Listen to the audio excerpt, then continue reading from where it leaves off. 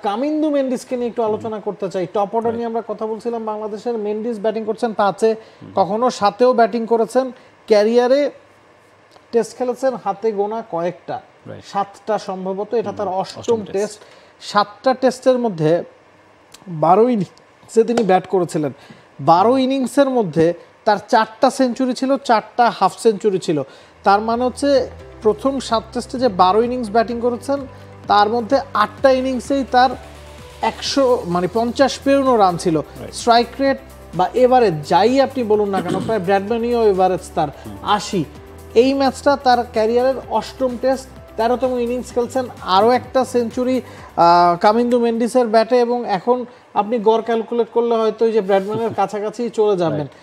মানে বলা হচ্ছে যে আমরা ফ্যাব ফোরের কথা বলি, উইলিয়ামসন, রুড, বিরাট কোহলি, বাবর আজম, এদের কথা বলি। নতুন এক তারকা আসছেন, এতে কোনো সন্দেহ নাই। বাংলাদেশকে তিনি ভুগিয়েছিলেন। 250-টিরও বেশি ডিজাইন অপশন নিয়ে ওয়ালটন স্মার্ট ফ্রিজ, বোঝে আপনার প্রয়োজন। বাংলাদেশ শ্রীলঙ্কার বিপক্ষে ঘরের মাটিতে যে 2টা টেস্ট হেরেছে, সেখানেও মূল কারিগর ছিলেন কামিন্দু মেন্ডিস। সিরিজ সেরাও তিনি হয়েছিলেন। ইংল্যান্ডে গিয়েও সেঞ্চুরি করেছেন। মানে উপমহাদেশে তিনি রান করছেন, উপমহাদেশের বাইরে গিয়ে রান করছেন, এবং ক্যারিয়ারটা মাত্র শুরু হয়েছে।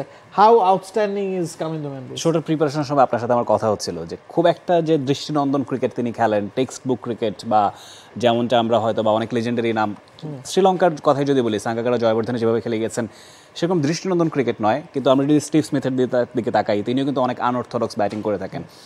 কামিন্দু মেন্ডিসের এই জায়গাটাই খুবই অভাবনীয় একটা ব্যাপার যে তিনি এরকম একটা অ্যাপ্রোচে খেলে কীভাবে এতগুলো রান তিনি করছেন, এবং ভবিষ্যতের সাঙ্গাকারা, জয়বর্ধনে পেয়ে গেল কিনা শ্রীলঙ্কানরা, সেটাও একটা প্রশ্ন।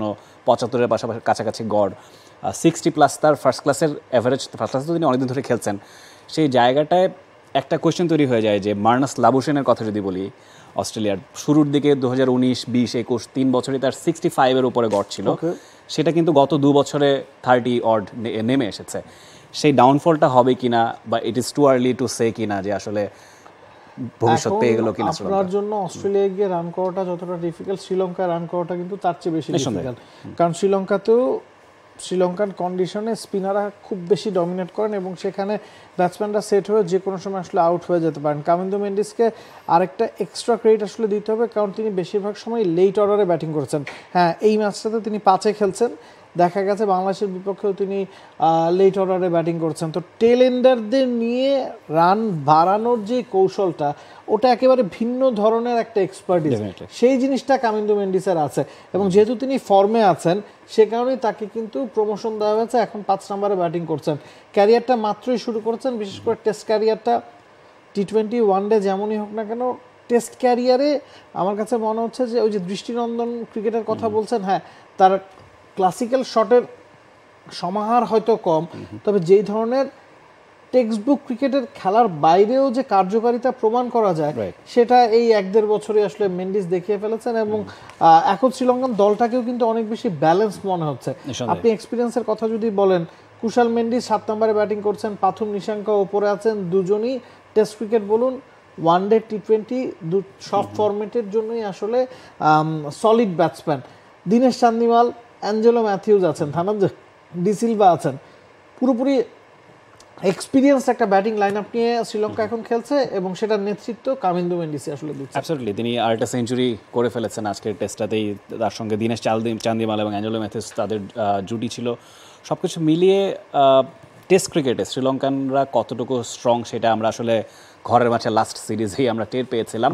সেই জায়গাটায় একটা ব্যবধান গড়ে গেছে। তার ফার্স্ট ক্লাসটা খুব স্ট্রং, তাদের স্কুল ক্রিকেট অনেক বেশি উন্নত। সব কিছু মিলিয়ে শ্রীলঙ্কায় এই ধরনের ব্যাটার আসবে, এটাই স্বাভাবিক। সেই আসার প্রক্রিয়াটা মাঝখানে কিছুটা শ্লথ হয়ে গেছিল, সেটাই বরং অস্বাভাবিক আসলে। এবং যখন জয়বর্ধন, সাঙ্গাকারা, দিলশানরা একসাথে রিটায়ারমেন্টে গেছেন, তখন বোঝা গিয়েছিল যে একটা মানে একটা স্ল্যাব আসবে বা একটা সময় লাগবে যে পুনর্জাগরণে, সেটা মোটামুটি ঠিক পথে আছে, এটা আসলে বোঝা যাচ্ছে। এবং পালাবদলের গল্পটা সানাত জয়সূরিয়ার হাত ধরে খুব ভালো মতোই চলছে, এবং গেল 4-5 বছরের মধ্যে একটা এশিয়া কাপ তারা জিতেছে। বিশ্ব মঞ্চে হয়তো খুব ভালো পারফর্ম করতে পারেনি, তবে এবার সুযোগ আছে এই দলটার সামনে আইসিসি টেস্ট চ্যাম্পিয়নশিপের ফাইনাল খেলার। কারণ পয়েন্ট টেবিলে বা র্যাঙ্কিং এখন তারা সম্ভবত 3 নম্বরে আছে, এবং তাদের অস্ট্রেলিয়ার সাথে একটা সিরিজ বাকি আছে, যেটা তাদের হোম গ্রাউন্ডে খেলা। সাউথ আফ্রিকাও তাদের সম্ভবত যেতে হবে। তো ঘরের মাঠে শ্রীলঙ্কাকে হারানো যে কোনো দলের জন্য ডিফিকাল্ট, এবং অস্ট্রেলিয়ার বিপক্ষে যদি তারা 2টা টেস্টের অন্তত একটা জিততে পারে, অন্যটা ড্র করতে পারে বা 2টা জিততে পারে, সেক্ষেত্রে আমার কাছে মনে হয় লর্ডসে ভারত শ্রীলঙ্কা ফাইনাল টেস্ট চ্যাম্পিয়নশিপে হতে পারে, এবং সেটা হলেও শ্রীলঙ্কার জন্য কিন্তু একটা বড় অ্যাচিভমেন্ট হতে যাচ্ছে। For more updates, subscribe to our YouTube channel and click on the bell icon.